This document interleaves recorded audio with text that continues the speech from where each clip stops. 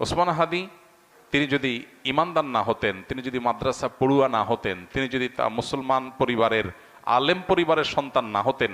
তার ভিতরে যদি দিনী চেতনা না থাকতো, তিনি হয়তো তথাকথিত বিপ্লবী হতে পারতেন, কিন্তু মৃত্যুকে এতটা হাসি মুখে আলিঙ্গন করার এই শিক্ষা কোরআন হাদিস ছাড়ার কোথাও থেকে পাওয়ার কোনো সুযোগ নাই।